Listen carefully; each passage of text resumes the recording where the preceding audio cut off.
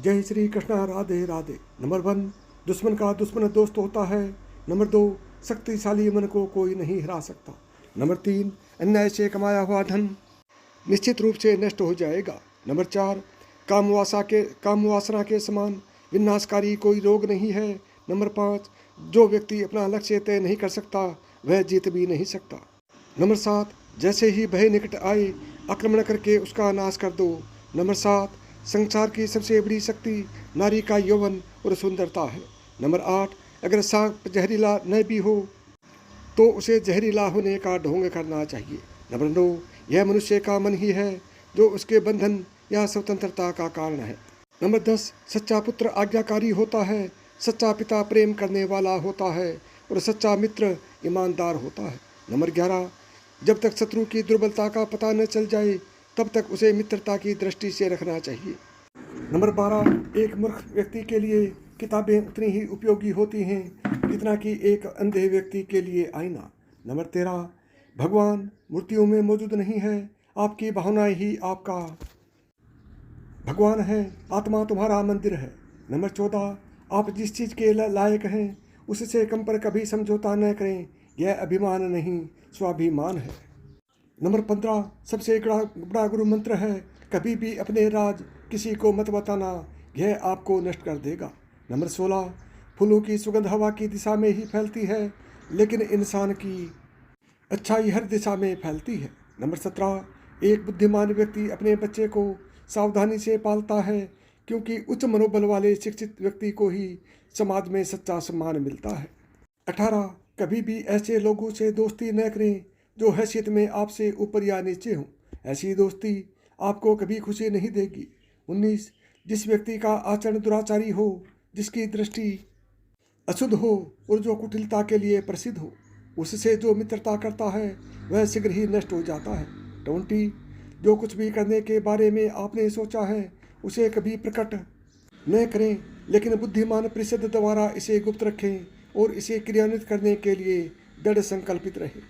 21, सच्चा मित्र वही है जो आवश्यकता, दुर्भाग्य, अकाल या युद्ध के समय राजा के दरबार में या शमशान में हमारा साथ न छोड़े। 22, ऐसे देश में निवास न करें जहां आपका सम्मान न हो, आप अपनी आजीविका नहीं कमा सकते, कोई मित्र नहीं है या ज्ञान प्राप्त नहीं कर सकते। 23, मूर्ख को सलाह देना, दुराचारी स्त्री की देखभाल करना और सुस्त और दुखी व्यक्ति की संगति करना अविवेक है। 24, एक बार जब आप किसी चीज़ पर काम करना शुरू कर दें, असफलता से डरो मत और उसका परित्याग मत करो। जो लोग ईमानदारी से काम करते हैं वे सबसे ज़्यादा खुश होते हैं। 25, मूर्खता वास्तव में कष्टदायक होती है और यौवन भी कष्टदायक होता है, लेकिन इससे कहीं अधिक कष्टदायक होता है किसी दूसरे के घर में रहना। 26, बुद्धिमान व्यक्ति को सारस की भांति अपनी इंद्रियों को वश में करना चाहिए और अपने स्थान, समय और योग्यता को जानकर अपने उद्देश्य को पूरा करना चाहिए। 27, पैसा आता है और चला जाता है, इसलिए युवा है, जीवन जाता है और आत्मा जाती है, कुछ भी हमेशा के लिए नहीं रहता। केवल एक चीज़ जो दृढ़ रहती है वह है आपका विश्वास। 28, किसी व्यक्ति का भविष्य उसकी वर्तमान परिस्थिति के आधार पर मत आंकिए, क्योंकि समय में इतनी ताकत है कि वह काले कोयले को चमकाकर हीरे में बदल सकता है। 29, दूसरों की गलतियों से सीखें, आप उन सभी को स्वयं बनाने के लिए पर्याप्त समय तक जीवित नहीं रह सकते। 30, एक अकेला चंद्रमा अंधेरे को दूर करता है जो कई तारे भी मिलकर नहीं कर सकते। 31, व्यक्ति को अधिक ईमानदार नहीं होना चाहिए, सीधे पेड़ पहले काटे जाते हैं और ईमानदार लोगों पर पहले शिकंजा कसा जाता है। 32, संचित धन खर्च करने से बचता है, जैसे कि आने वाला ताज़ा पानी रुके हुए पानी को बाहर निकालने से बचता है। 33, यह विचार छोड़ दो कि आसक्ति और प्रेम एक ही चीज़ है, वे शत्रु हैं, यह आसक्ति है जो सभी प्रेम को नष्ट कर देती है। 34, असत्यता, उतावलापन, कपट, मूर्खता, लोभ, असवस्थता और क्रूरता स्त्री के साथ स्वाभाविक दोष है। 35, इस धरती पर 3 रत्न हैं, अन्न, जल और प्रिय वचन। मूर्ख लोग चट्टानों के टुकड़ों को रत्न समझते हैं। 36, धन, मित्र, पत्नी और राज्य तो वापस मिल सकता है, लेकिन यह शरीर खो जाने पर फिर कभी नहीं मिल सकता। 37 बीमारी, दुर्भाग्य, अकाल और आक्रमण के समय जो कोई भी आपकी सहायता करता है वहीं वास्तविक अर्थों में आपका सच्चा भाई है। 38 वे नीच लोग जो दूसरों के गुप्त दोष की बात करते हैं, वे स्वयं को वैसे ही नष्ट कर देते हैं जैसे सांप चींटियों के टिल्लों पर भटक जाता है। 39 पाप पूर्वक अर्जित धन 10 वर्षों तक रह सकता है, 11वें वर्ष में यह मूल धन के साथ भी गायब हो जाता है। 40 जिस प्रकार एक सूखा पेड़ आग लगने पर पूरे जंगल को जला देता है, उसी प्रकार एक दुष्ट पुत्र पूरे परिवार को नष्ट कर देता है। 41 अपना धन केवल योग्य को दें और दूसरों को भी कभी नहीं। मेघों को प्राप्त समुद्र का जल सदैव मीठा होता है।